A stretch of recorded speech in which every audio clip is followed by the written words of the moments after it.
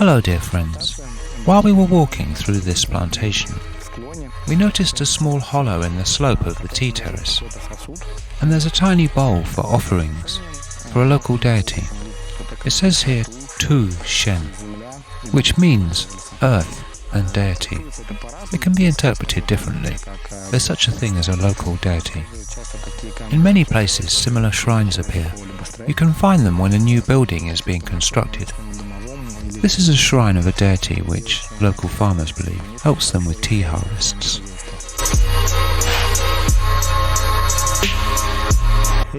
There's an old joke about one plant that's in fact a tree, but it's not allowed to grow. So the tea tree is also a tree, but it gets cut. If we let it grow a little, we can see right away a powerful shoot grows. Often, these shoots are cut and used later for grafting. This is Dansong cultivar. The same grows in Chaozhou, but here it's used for making green tea.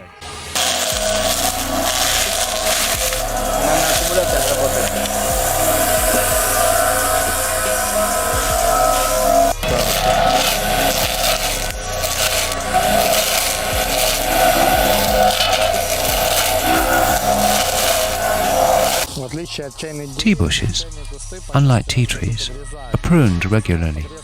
Usually this pruning begins in autumn. The workers are doing this now, so that the shoots grow faster and they're at the same height. This makes picking more convenient.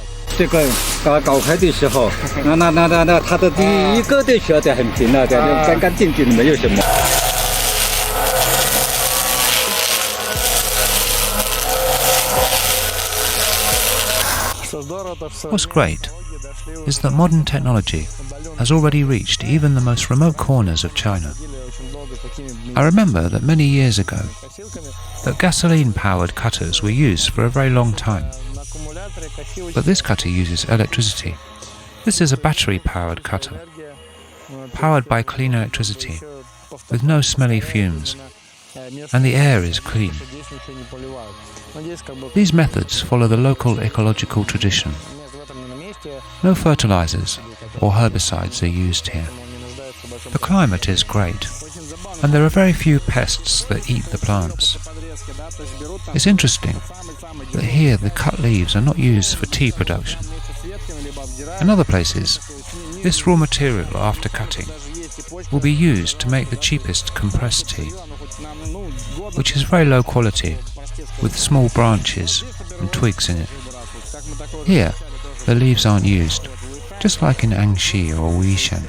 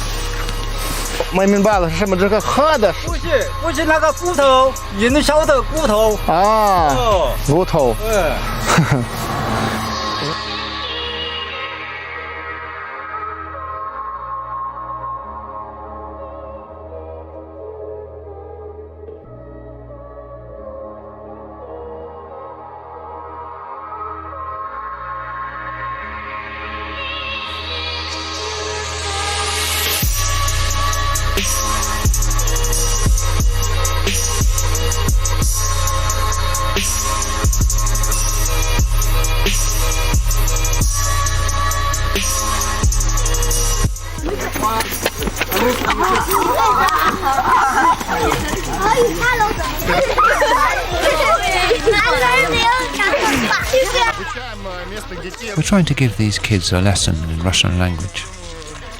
Not easy.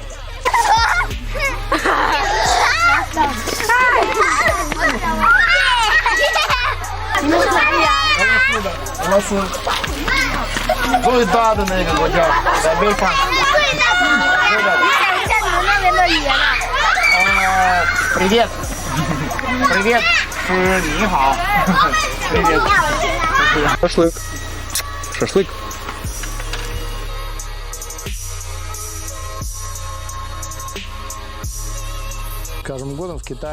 Every year in China, there are fewer and fewer ancient buildings that are dozens or hundreds of years old. But if you get as far from civilization as possible, you can find villages where there are lots of them. And this village is one of these. This is exactly what China looked like before the revolution. And in remote villages, almost nothing has changed. The villagers here are quite poor and live a traditional lifestyle. They produce tea, fruits and vegetables. They're self-sufficient.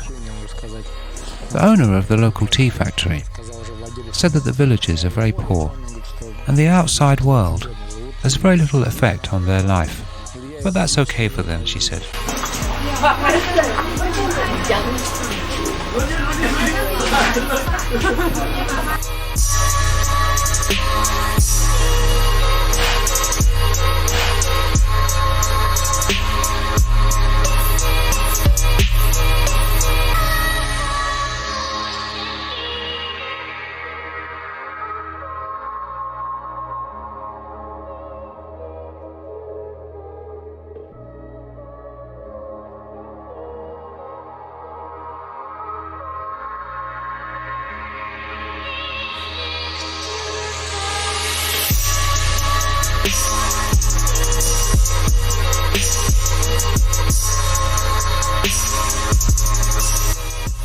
Sergey, 利用完了。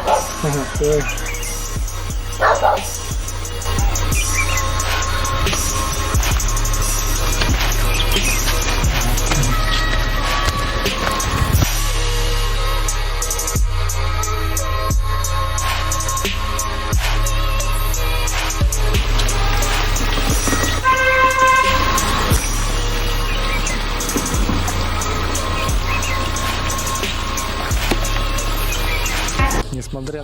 Despite the fact that it's off-season, I still managed to find some local tea. It's a bit unusual. It's not something refined or exquisite. Let's say green tea. The leaves aren't beautiful, but the taste is special. It reminds me of oolongs, but it's a local tea. They age this tea. It's a normal thing to sell tea that's 3 or 4 or 5 years old. They believe it becomes tastier. We've bought 2 varieties, just a little bit. This bag is all we've got, especially for connoisseurs who love exclusive products. The other thing is that locals brew extremely strong tea, even stronger than in Chaozhou, Guangdong style. It's insanely strong.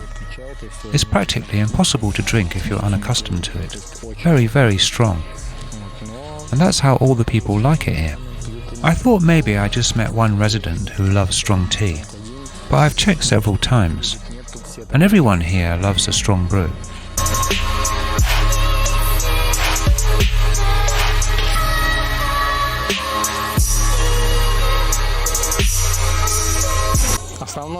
The main occupation of men in the villages is endless construction.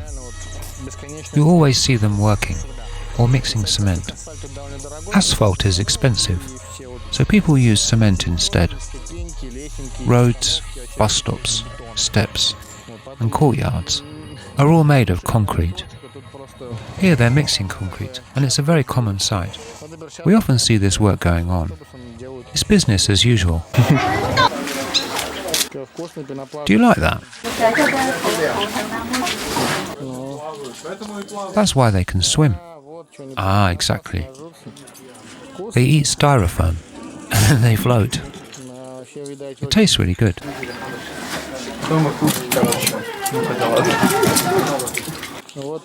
It's a Beijing duck, styrofoam flavoured. Now you understand why we're vegetarians. Eating meat is not sustainable and not environmentally friendly.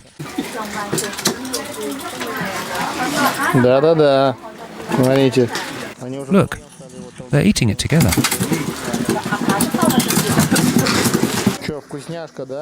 I think that we're missing a lot in this life.